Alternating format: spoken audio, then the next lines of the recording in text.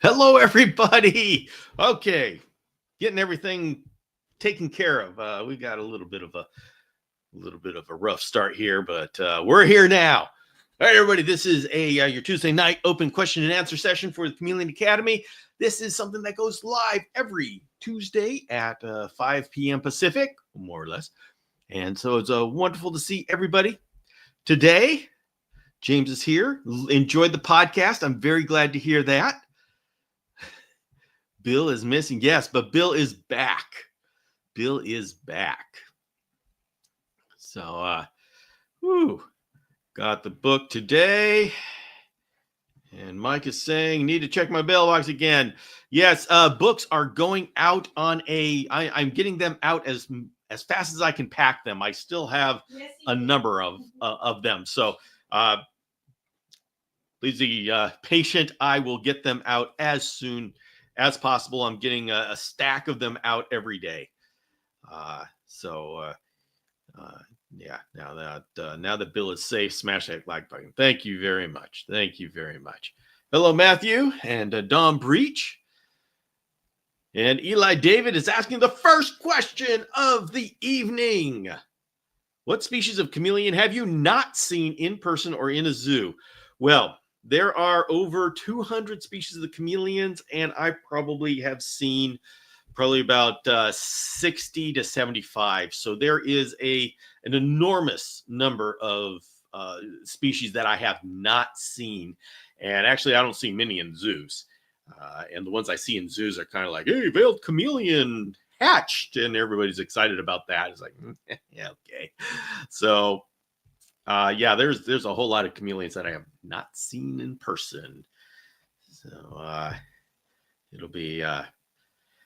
and we really don't see a whole lot of chameleons in zoos. So we see a whole lot more in the private sector than we do in the zoo sectors. Jason's asking, how many have you worked with?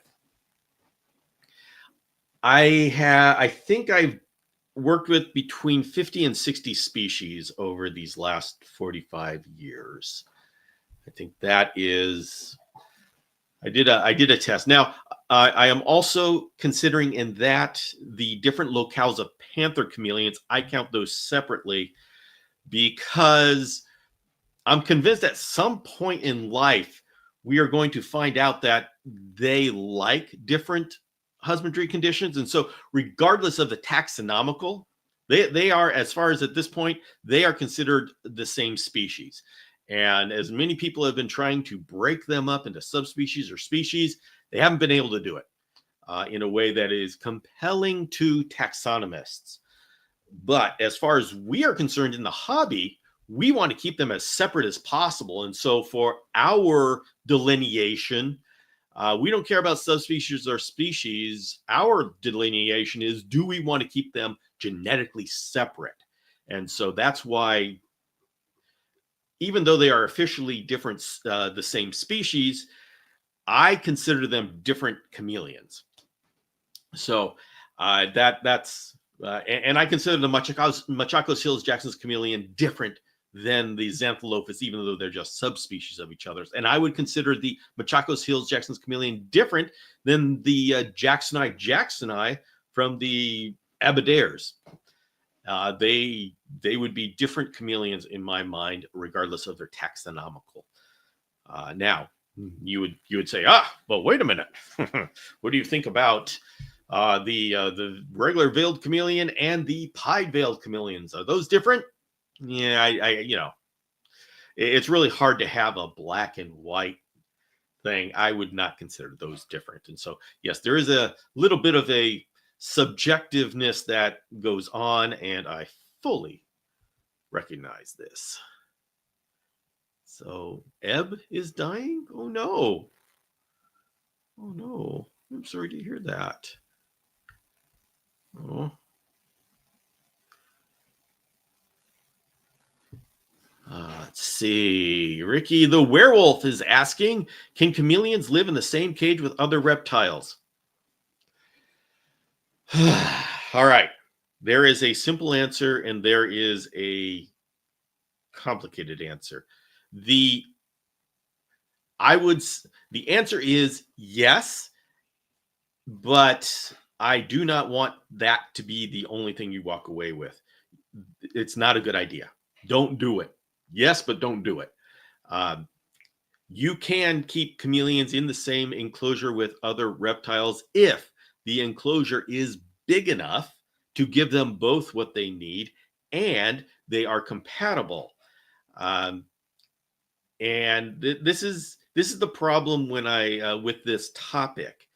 I last year I said, you know what, I'm going to do a large cage build with a chameleon, a little a small species of chameleon, small species of leaf-tailed gecko, and a dart frog. Different, one's nocturnal, one's diurnal, and one's on the ground, one's in the top, in the middle, and so they have different areas. And I have expertise in all of those species. I just mentioned that, and I did a video saying I'm going to do that, and the responses that I got were frightening, are concerning. People are saying, "Oh, can I put my tokay gecko in with my panther chameleon?" It's like, no. My leopard gecko in with my panther chameleon? No.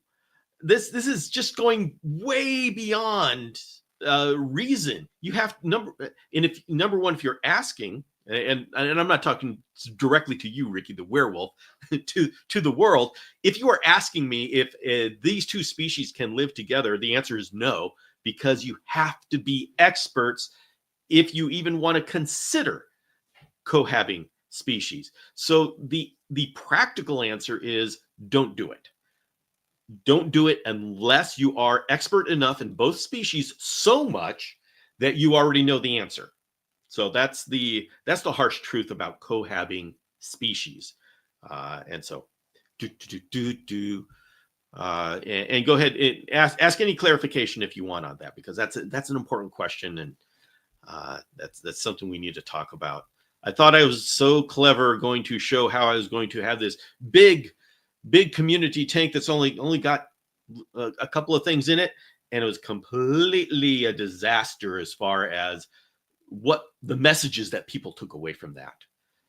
Let's see. I think other reptiles is no. Imagine snakes them no. Well, yeah. So let's see. All right. Dean says, if you tell me not to do it, I'm gonna do it. All right. So Dean Missimer of Dragon Hoppers has spoken. And Nick is asking, what's everybody's thoughts on rough green snakes? And he says, I know it's not chameleon related, but you know why it is chameleon related? Because rough green snakes eat the same things that chameleons do. So if you are a chameleon keeper and you want a snake that eats invertebrates, crickets and stuff, rough green snake. So it's actually the perfect snake for a chameleon keeper. So I was looking into the green snakes for a little while. Then I think I would one day might enjoy doing that and working with rough green snakes. And also I did it because it took a long time for my wife to get used to the idea of a snake that would eat a rodent, because she worked at the rat booth at the Renaissance Fair and she loves rats and they are highly intelligent. And so the idea of feeding something, a mouse or rat, to a snake was it was disturbing to her and she didn't like it. And I can completely understand, and it's disturbing to me and I don't like it. But I finally did get an emerald tree boa because I wanted that experience of the but I mean, this whole world is built around death. And okay, I'm not going to go there. I just really hate that we have to feed living things to our living things. But anyway, rough green snakes, very cool. Very cool. Eli David says, African chameleons have to worry about boom slings who have eyes designed to spot them. Thank you very much for that little factoid. Frickin' boom slings. And once again, I'm surprised that the owls in Madagascar haven't learned to snag chameleons off the vine, because they're just sitting there in the open. So Nate's saying, I have a 6-enclosure fogger set up across 2 different stands. Added a union between the 2 to make. No, okay. He's just talking there. I thought. Oh. Let's see. See, Jason ends up with pet mice. Yes, that's a problem. So, all right, everybody, I've got a little bit of announcement here. You go ahead. Anybody here who has questions about chameleons, put them in. Papilloma virus infection. Wow, that's a big one, Aaron Kraft. You're going to have to talk to the papilloma virus infections are a big thing, and once your chameleon has it, it's a real pain in the butt.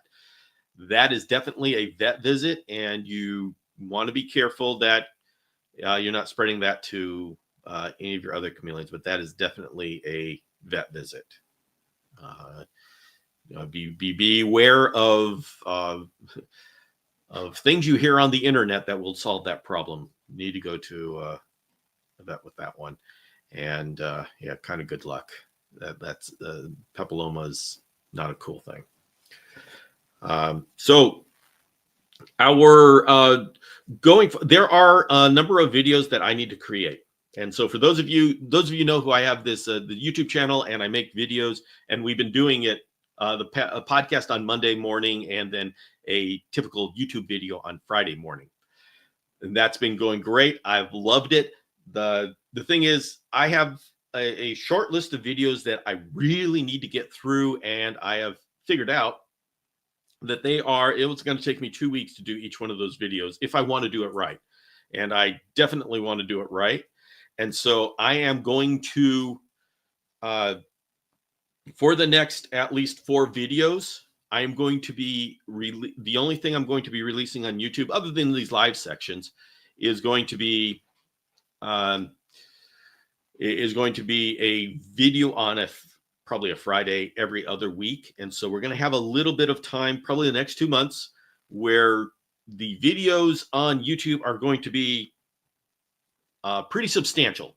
So not like I'd love to get back to doing the vlog thing, but I need to get through these videos. It is doing bioactive in a 2x2 by 4 foot tall cage. It's building out a grow out cage for hatchlings. And then it is strategies and techniques and strategies for a wide format cage. It's different than when you have the vertical cage. And then it's the Parsons Care, all about the Parsons Care. So those 4, I really want to focus in on those. And by the way, there's 2 more after that I really think I want to do. I hope, anyway, we'll get into that. We'll deal with that later. But right now, it is, that's what's going to be happening. And so I will be doing announcements on these live shows, the virtual campus, the newsletter, as to when those videos are coming out. But I'm going to be spending my time working on those videos. So any questions, of course, put it down. So wait a minute. Okay, so Nate is doing something. I did the math, and if you step up around the Fogfather episode and run 7 hours per day, you'll be around 3,500 hours or so. They're good for 3,000. Okay, Nate's talking about some fogger thing going on there. I'm not sure what's going on. Okay, lots of talking about fogging in the chat. And by the way, everybody on Instagram, this is being broadcast on both Instagram and on the Chameleon Academy YouTube Live, Chameleon Academy Live on YouTube. And for those on Instagram, the chat on the Chameleon Academy Live channel is pretty hopping. And so if you are more than just dropping by just to see what's going on, you go ahead and find that channel, and you can join a larger community. All right, super excited for the Parsons video. Yes, I've had many requests for that Parsons video, and so it's got to be done. But I have something a little bit more substantial in mind for that video, which is why it got onto this 2-week video rotation. Um, so I'll probably end up adding on another 2 videos on back of that, and then we'll take a stock of the community and see what everybody thinks about what's going on. I enjoy doing things on a regular basis. I love having the community, the 2 videos per week. So we'll have a discussion afterwards as to what the community prefers, because I like both of them. So, all right, enough of my announcements. Let's go ahead and get down to the only other announcement is for those of you who have ordered a book, they are going out about 7 to 10 a day. That's how much I can do. Wrapping these books is more time consuming than I expected, and so it's I'm working on it. If you and this is for the ones that were signed. For the ones that you order from the publisher, they've got people to pack it for them. So do you go to any reptile exports or shows?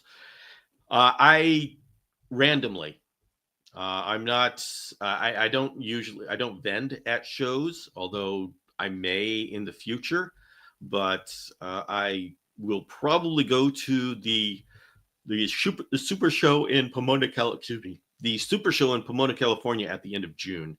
I will drop by and pick up isopods probably. Oh boy. Oh, Stephanie grows her own giant roaches. That's very cool. And Marcia does large dubia. So yeah, I'm finding I really love breeding roaches and crickets and not mealworms, superworms and fruit flies and stuff. But boy, it takes a lot. When you start breeding an insect, it's like a project, just like the chameleon. And so you end up spending, it's a serious project. I enjoy it and I'd like to do more, but there's these other things I got to do with my life. It's unfortunate. Stephanie says it's like a whole nother pet. Sure is. It absolutely is. And the thing is, if you can't just set them up and go. It's a regular maintenance. You got to keep them clean. And that's how you keep them healthy. And people complain about, oh, my crickets always stink. Well, they don't stink if you clean them out on a regular basis. You're thinking, oh my gosh, how often do I got to clean them? Daily. You got to do daily. It's a lot of effort. So, okay, Jan is asking, Bill, how are your shamrocks doing? Do we have any successful breeding yet? My shamrocks are actually doing quite well. They, I believe, now are acclimated, and so the weather is becoming warmer, and they're starting to be more active. And I'm starting to see the males come out with colors.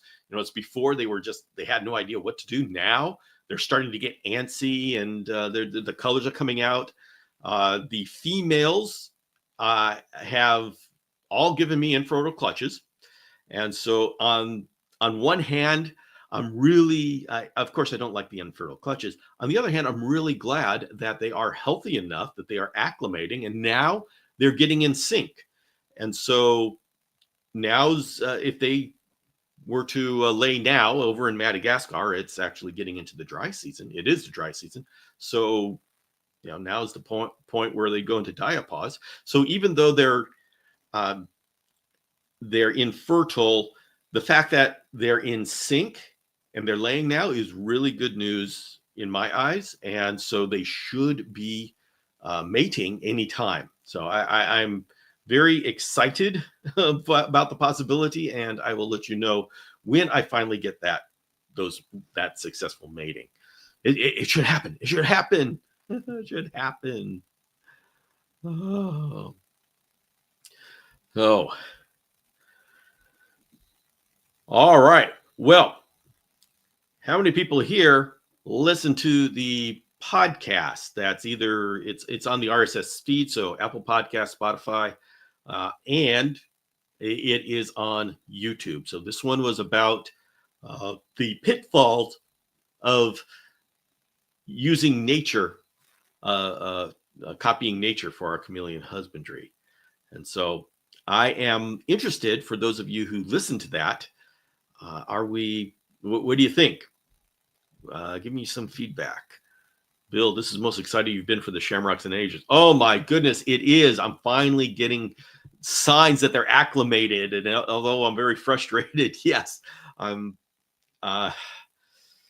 I've got some experience to share now, and I like that because, of course, my goal is I don't get to claim victory until somebody else uses my material to claim victory.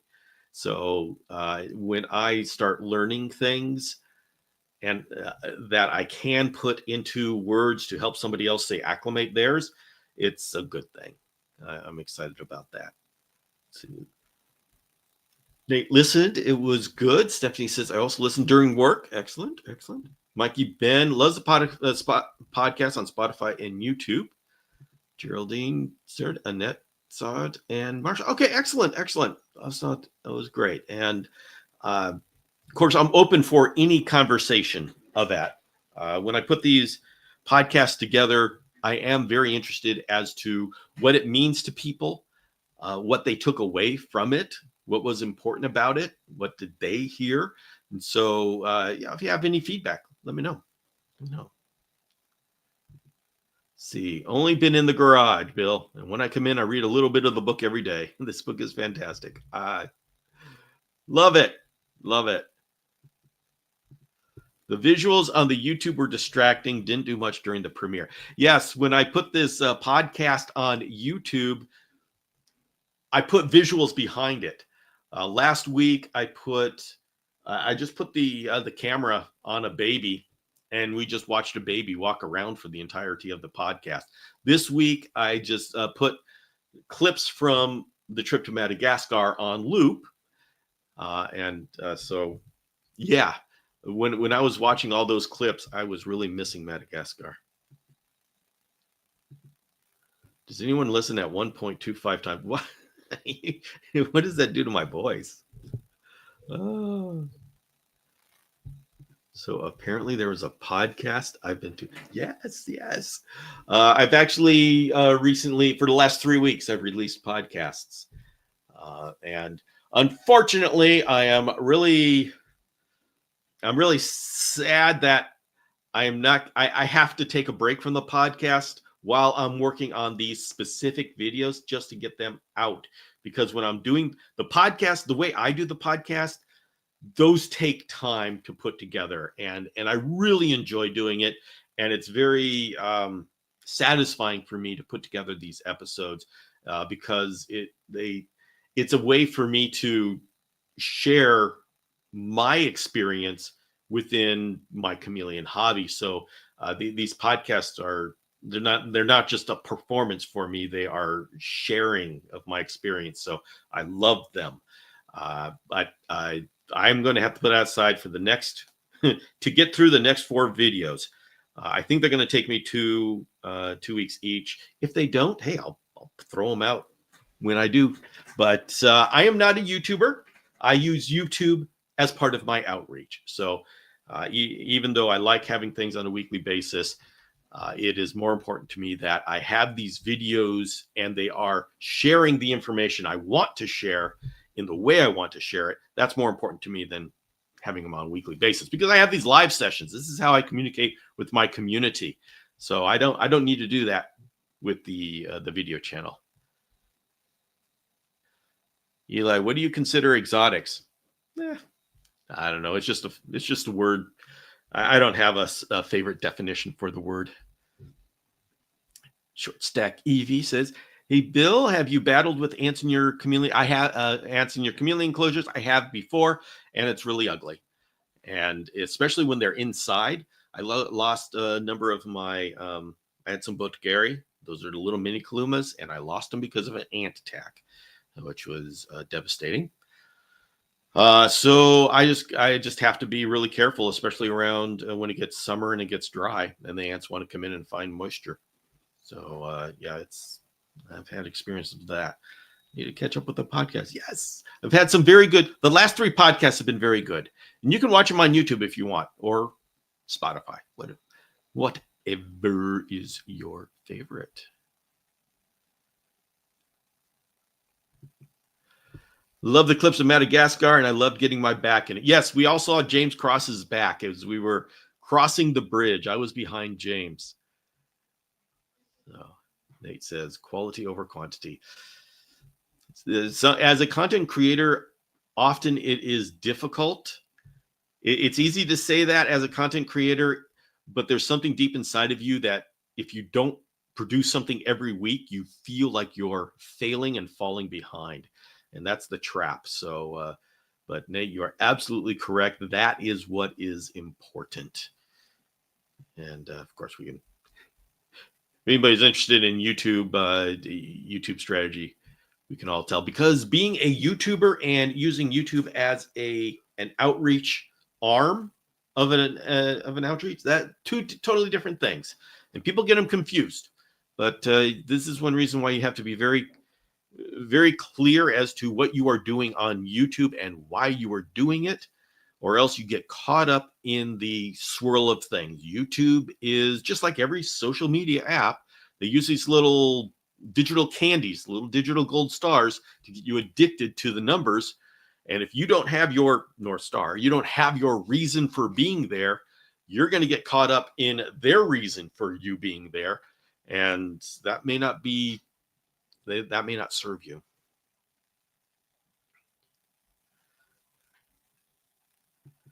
Let's see. I enjoyed talking about the podcast, how we try to recreate it, but leave out the dangers. Really makes me realize how we do keep our chameleons in a safe zone. What will we change in 2 to 5 years? Yes, we do keep our chameleons in a safe zone, and we want to do that.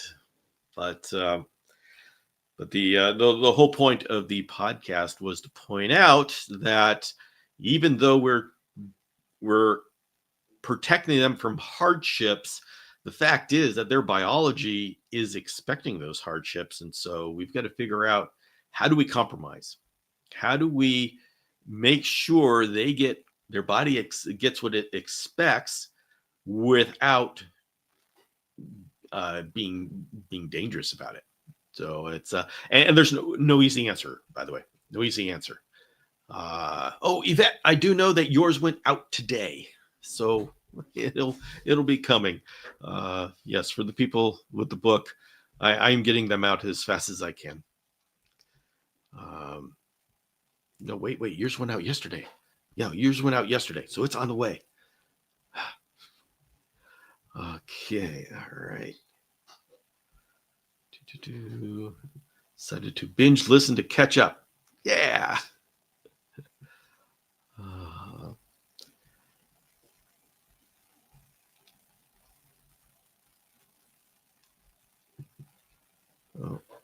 So Blaze, Kate. Okay.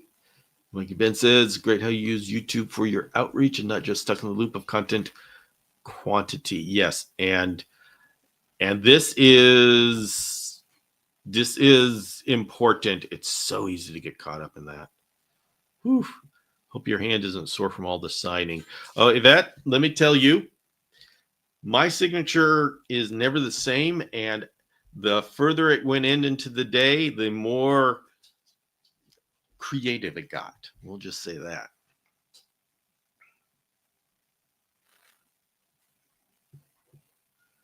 Bill, did you watch the latest Animals at Home episode? I think you would enjoy it. I heard about that, and I think I'm gonna. I will have to. I will have to find a long dog walk. That's when I can listen to things. And listen to that.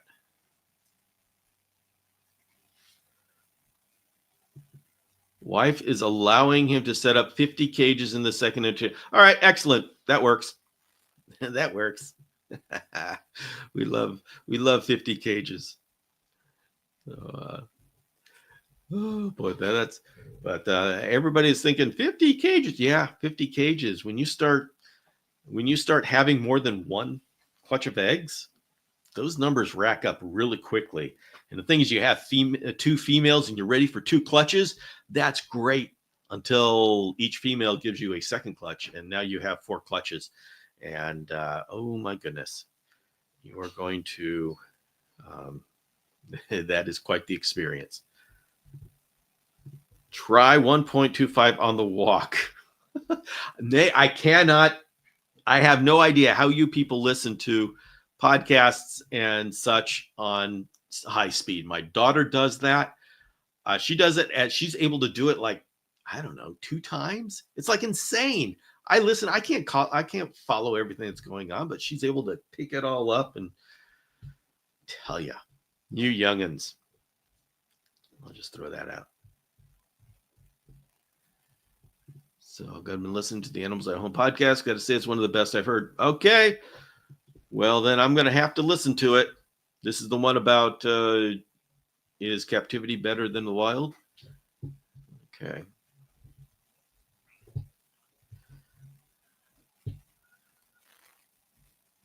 Short stack. Yvette saying, special shout out to my fellow Yvette for playing the part of Squishy. Yvette. She's probably got her headphones on. She can't hear me. She's in the next room taking care of Fantasticus. Yes. Yes. She was, my wife Yvette was the stamper of the Squishy stamp. And so if you selected Squishy signature, you got a Squishy stamp. Oh, that was a lot of fun. She's better at it than me. We did a lot of testing, and I wasn't as good as she was, so she got to be the Squishy stamper, which is good. That works. So, all right. It is now time for me to ask you all what's going on in your chameleon lives. We already know that Jason's got 50 cages, so he's getting ready for a lot of things to hatch. Marsha Ann is building out a reptile room. So, Alicia, we need an update on Cash, who is her new panther chameleon. And let's see what's going on. Oh, yeah, Janet, Wild Horses. How are your baby, we're not going to be baby anymore, veiled chameleons doing? So I need updates on our community chameleons. Need to know what's going on out there. And we've got a number like James and Nate who are getting ready for the bifidus coming in. For those who don't know, we have Furcifer bifidus is a very cool Malagasy chameleon, and a number of people stood up and said, yeah, we want to do a grassroots effort to establish Furcifer bifidus. Okay, establish is a strong word. We want to work with Furcifer bifidus, see if we can be successful. And so we're going to try it. And you guys all, I've got one male. I'll get a female. If there's one left, there's a priority. We don't know exactly how many are coming in. And you guys got priority for the pairs. And if there's a female available at the end of all of that, then I'm going to grab a female for my male. And hey, I'll join you. I know I'm supposed to be working on the Shamrock chameleons, but with me flaming out, I've got 3 infertile. Actually, I don't know for sure that they're infertile. 2 of them I'm sure are infertile. There's one of them I'm not sure. I've got them. I just dug them up yesterday, and okay, they're looking good so far. Then we'll so maybe, but I've got one more female that's going to be laying a clutch of eggs. So I didn't see her mate, but she was unsupervised. We'll see.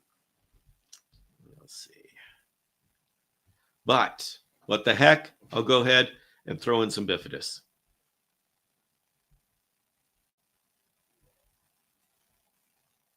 Mike is proving out some wild-caught Mbanja. Excellent. Oh, that is great to hear. Infrastructure upgrades for extra enclosures today. That's what Nate is working on. Stephanie's got a gravid ambilobe. Ooh. Okay, Janet's set of 5 veileds. 2 are still on flies, moving 3 over to 2-week-old crickets. Excellent. Yeah, definitely get that transition going. That really puts the weight on them when you transition from flies to crickets. James says, I'm keeping my eye open for some O'Shaughnessy. Steve's waiting another month and going to attempt breeding the brevicorn. You're talking about the your old wild-caught adults, or you're talking about the new F1 brevicorn? So, all right. Yvette's veiled chameleon Clyde is now 4 years old and living his best life. Excellent. That is great to hear. And then Alexander is saying, I recently bought a Samborano panther chameleon. Samborano. Sambaba? I'm sure that autocorrect has a wonderful time with Malagasy names. Always gives me interesting stuff. It's wild caught, and it was a lapse of judgment at a reptile show. Currently figuring out a treatment plan for parasites. I don't trust probably the seller. Yeah, definitely. Definitely. If it's wild caught, take it in for the parasites. Yeah.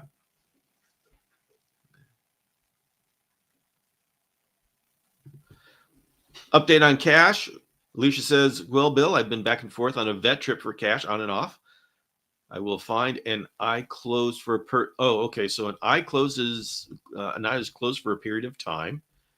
Goes back and forth, have a few days. Okay. Yeah, keep an eye on that. Something that they just get something that annoys them. So you just keep an eye on that. Janet says, I would hate to see them go, but I will be ready for some more babies by September or October. Okay. We'll see if we can find some for you. Two Turtle Tom says, what will we see first? Bill hatch shamrocks or Sean reveal a secret project? Who knows? Who knows? Oh, well, hatching them, that's going to be a long process. Chameleons take a long time to do all that kind of stuff.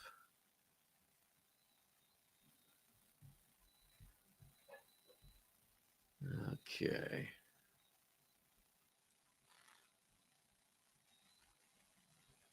All right, let's see. Micah Ben's trying to make time to do a fecal on Karma mylateralis as a 6-month checkup. All right, and Lisa's saying my plants have grown out. So yesterday Gizmo got an enclosure redo. Well, you have to look for him now. Excellent. That's perfect. When you have to look for your chameleon, you know you're doing it right. That is the way of it. And James Cross found out that Trinity, my yellow giant, I thought that was a yellow lip. Is Trinity a yellow giant? It's not a girl. Okay.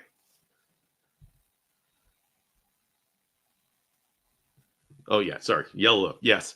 Oh, boy. Yeah, and I tell you how tempted I was to say, I'll take Trinity. I'll take him. But then realize I don't need another. I don't need a male Parsons chameleon. I would love a Parsons chameleon, but I don't need one. Oh. But, and by the way, everybody, just so announcement, tomorrow I'm going to actually be on 2 other shows. The Reptile Show Reporter. We're all familiar with that one. But then, let's see, what is she calling? Brittany Nicole is going to have me on her show. It's called The Cam Girl. It's really hard to find the podcast because it's on some other network. But if we should be able to. Let's see if I can find. Anyway, if you go on to Facebook or TikTok and look for Brittany Nicole, then you probably get a link or something. Even I don't have that link. I'm gonna have to get that, and so I'm gonna be on that show. So if you want to hear somebody else interview me, that's a place to do it. So Cuervo, my panther. This is Marsha Ann talking about Cuervo, her panther. Seems to be steadily improving. He's now taking crickets from his feeder instead of having to be hand-fed. All right. Bill is going to be on a Cam Girls show. Yes. Yes, I am. I am multifaceted. And my charisma goes across bounds. I want to say that. But there's Lisa. She is Midwest Panther Chameleons. Love her. Yes, we need to be able to find. Okay, excellent. So then, Lisa, I'm going to be on that show tomorrow. And Stephanie Payne, do you know Cam Girl? Hey, do people here know Cam Girl? That's right, you know Cam Girl too. Because I ended up naming two Parsons Chameleon Banana Man. I'm not very creative when it comes to names. So, oh boy. Let's see. Janet says, I see Cam Girl on Facebook and TikTok, but always seem to miss her podcast. Well, I will be on tomorrow's episode at 6 p.m. Pacific. And so who knows what she will ask? We will find out.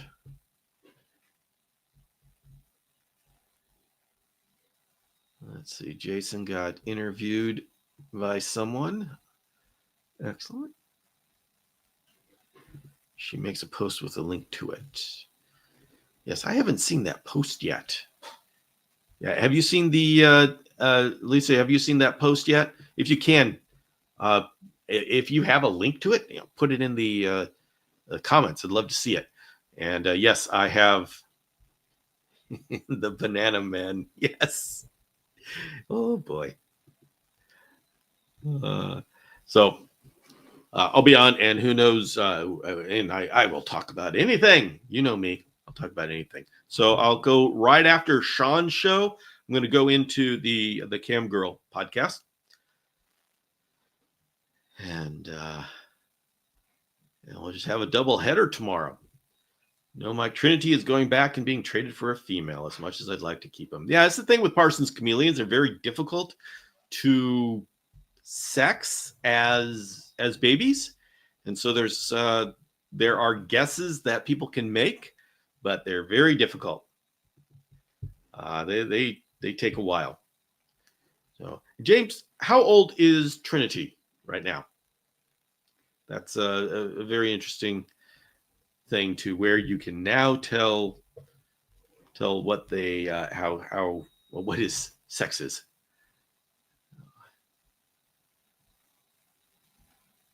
All right. Oh, well, I'm going to tell David I'm watching a Cam Girl video tomorrow. Yes. Oh, boy. 11 months. Okay, so James is getting a positive sexing at 11 months. Yeah. So, well, I am going to be working on a build guide for how to create a bioactive environment for a chameleon cage, and I'm going to be doing it. I'm going to be taking on the challenges of doing a bioactive build for a 2x2 by 4 foot tall cage. Now, this is challenging because we generally like to put a canopy across the middle of the cage. And so that's going to be a bunch of leaves, and that blocks the light from getting down to the bottom. Now, if you're okay with your quotes bioactive being only leaf litter and isopod down there, well, okay, you don't need light. But when we start thinking about this, our chameleon cage as being an environment, kind of like the idea of having things grow from the bottom. And so um, I will say that I will be using the bioactive stand from our good old James Cross Crosscut. And that was specifically designed to allow us to do this. And that's not a coincidence. I've been working with James, and this is the reason why we came out with this product, is so it is easier to do a bioactive cage, and not just bioactive in the way of yeah, I've got isopods, but in a way that you are tying the bottom of the cage with the top of the cage. You know how you talk about, well, my chameleon only uses a top foot. Well, if we are strategic in how we go about doing it, we can have the chameleon use all the full height of our cage, and it just takes a little bit of planning. And so I am doing a build guide. This first video that I'm creating, that'll be out at the Friday of next week. You're gonna have to wait a little while, but I'm gonna do it. The problem is I've been trying to do this for 2 weeks now, and I realize I'm not gonna be able to, if I keep putting videos out on Monday and Friday, I'm not going to be able to get to this substantial video. So that's why I have to do this. But this is going to be I want this to be comprehensive. So not just a video that I get out so I can meet my schedule, but a video that is effective in communicating this. So I am excited about that. See, Cam Girl recently got an Mbanja. Oh, you're going to get a female Mbanja from her. Okay. Is there a bundle for Dragon Stand plus Stand combo? Nate, there isn't a specific bundle for the two, mainly because they come from two different manufacturers. They're sold on Dragon Strand, and I am the common link, but they do come from different manufacturers. So they are independent.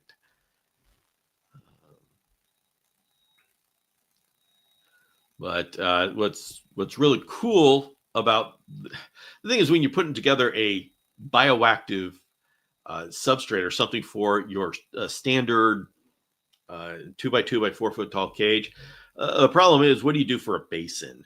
And I keep saying the best thing to do is to build your own with wood basin and stuff. But the number of people who, number one, have the time to do that, and number two, have the skills and tools to do that, that is a shrinking percentage of the population. So we really wanted to do something that was solid and made it easy. And so we've got this bioactive stand. I love it because it's got depth. It's got 4 3/4 inches. That's enough for soil. And then you've got an active drain, and it's a stand, so it keeps it up. So the cage has height. You put a cage on the ground, and that's just stressful for the chameleon. So this kind of checks 3 boxes, this Crosscuts bioactive stand. So I'm really, really happy to be using it.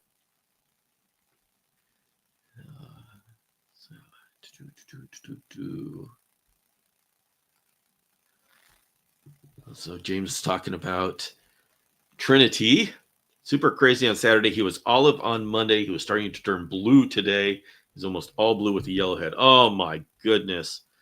You better trade him out real soon, or else you're going to be attached and stuck with him. My goodness.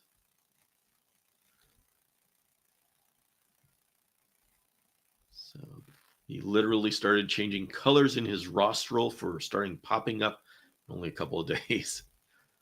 I guess he's hitting that growth spurt. My goodness. Yeah, see, there's Opsim collaborating on it. Bill has some great. Oh, talking about the bioactive stand. Yeah. It's fun working with James because he has the same passion for wanting to push things forward. And he's got this thing for quality. He wants it so he can be proud of everyone that goes out. So that it's a joy working with somebody that has that eye for quality. Now, everybody, these are handmade. So yeah, they are handmade here in California. And so, which means that they're a little bit expensive, but they're also solid. Yeah. And the thing is, I want this kind of thing in my house. That's the bottom line for when you want to sell a product is, do you want it in your house if you had a choice? And this is something that I want in my house. So I'm really happy to be working with it. And you're going to be able to see next Friday, a week from Friday, that will go out and you'll be able to see the entire build with this stand and what we can do with it.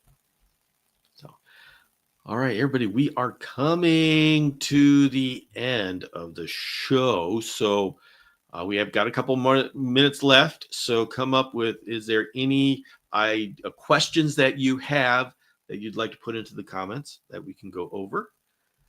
And I'm gonna be taking more and more pictures. The shamrock chameleons are just amazing. The colors that they're flashing. Oh, I need to get out there with my camera.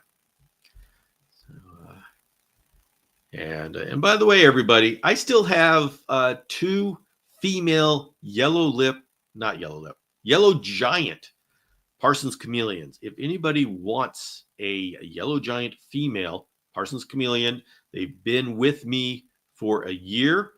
I'm waiting for them. They've now come out of brumation, so they're starting to eat. And so I'm going to go back to see if we've truly eradicated all the parasites from them. So they are still wild caught, but they are long-term captive, and they've already gone through 1 round of parasitization. So if they have something, it's not going to be huge. But if you are interested in a yellow giant female Parsons chameleon, email me at bill@chameleonacademy.com. And we, you can get in wild caught, but these have been in long enough that they've gone through their first brumation here, and so they have acclimated for our seasonal change. Madagascar is below the equator, and so anything coming over that equator is just messed up as far as their seasonal cues. And so if you have a chance to get a Parsons chameleon that's been here for a while, that is very valuable because you don't have to go through that acclimation.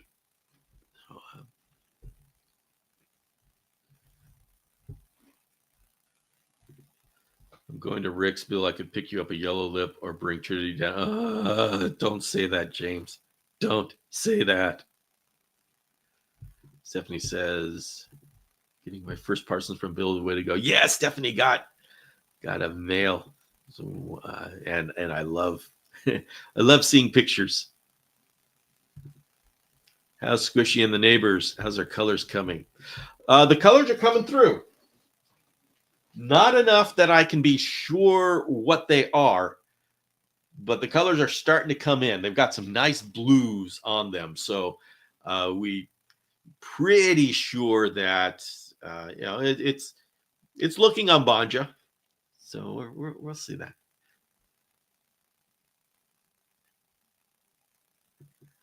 Oh yeah, mention you have a female yellow giant. You are a sneaky mister. Yeah, James. Yeah, James. Have a nice boy. They're looking good and they're eating. Yes. Do you prefer them to go to someone who's going to breed? Lisa, at this, I am fine sending them to somebody who wants. If you wanted a female Parsons chameleon as a pet, that's fine. These do not have to go to people who just want to breed. So, or can we give them a male drama-filled life? I think that would be excellent. I would love for them to go to a male drama-free life. the making of eggs is so stressful on a female's body that, I mean, I've got a female panther chameleon that's going on 6 years. Never been with a male, never had eggs, and she is doing great. And so, yeah, females who live, who don't breed, don't produce eggs all the time, yeah, they have got a great lifespan. So I'm very happy to send her to somebody who, well, I can't say, I mean, sell her. These are being sold. They're actually, no, you've all heard the story. I'm sure you've all heard the story, but yes, I need to. I have agreed to sell them for a friend who allowed me to take them on to do my parasite studies, and so the agreement was that I could keep them for as long as it took for me to do the parasite studies, but then I would sell them for him. So that's what I'm doing. So I don't officially own these, but I am in charge of making sure they get sold. So that's the situation.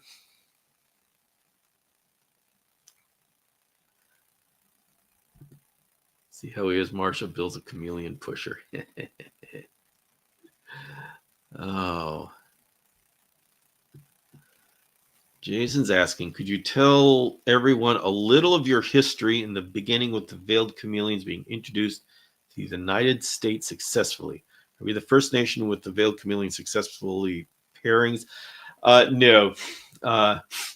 They were originally in Czechoslovakia, and ours came from Peter Nechas.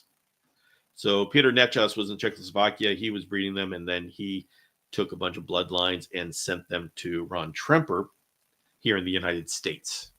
And that's how veiled chameleons got started in the United States. And that's why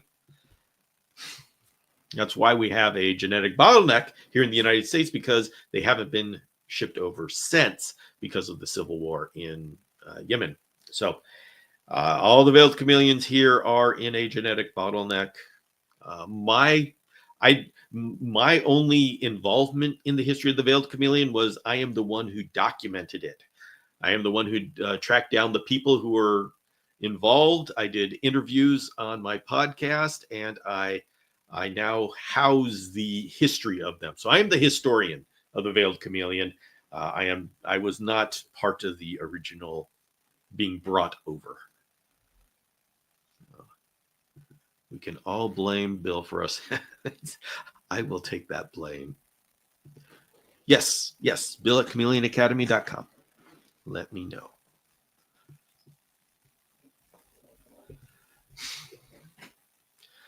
Artsy Chameleons. Bill, how are you, good sir? I am doing great. Having a grand old time here. And Franco from Mexico has a big question. All right, Franco, go ahead, put your question down. You're going to be the last question of the night. All right, people, we have one more question. And as soon as M. Franco gives me this question, that will be the last question of the night. But until then, we are going to hang out and say hello here. And everybody's saying good night. Don't. All right, everybody, you go ahead. You go ahead and have a good night. I am going to wait for Franco's question. Although Franco, how can I lower the temperature for a Jackson? Franco, you need an air conditioner. There is no way around it. I wish there was. I wish there was a cheaper way to do it. There is not. You have to get an air conditioner, and 29 degrees Celsius. Oh my goodness. Yes, you need an air conditioner. And I've been in houses that didn't have air conditioning. I needed to get a portable air conditioner it was just on wheels, and I brought it in.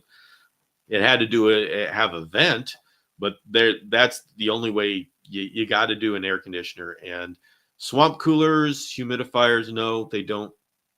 They give air, they give humidity into the air, and they blow humidity around, but that really doesn't do it. So you need an air conditioner. And I really wish there was an easier way to do it, a cheaper way to do it. And we've tried so many, and they just don't. And there's just no other way. So, well, Janet says, I'm not leaving. Excellent. Jen's going to stick with me till the end. And James is waiting on Franco. That was the Franco question.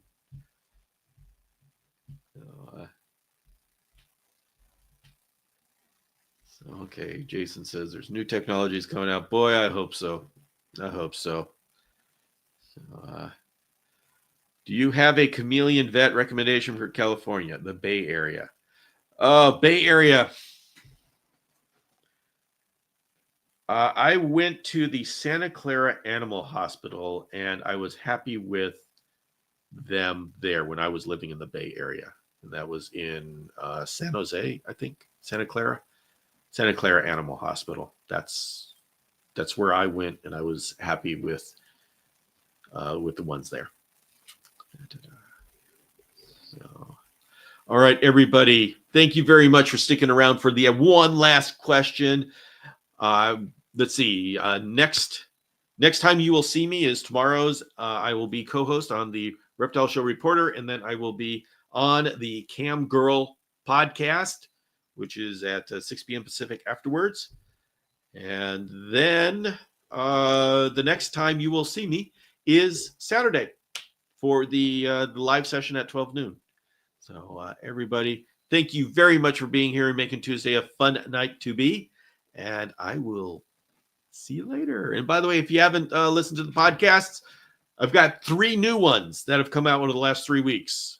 And so I'm pretty proud of and happy with them. So go ahead and take a listen. You can watch them on YouTube. That's on the Chameleon Academy YouTube channel, or on Spotify, Apple Podcasts, all that kind of stuff. Blah, blah, blah. All right, everybody. See you later. Let's see. I'll figure out how to do.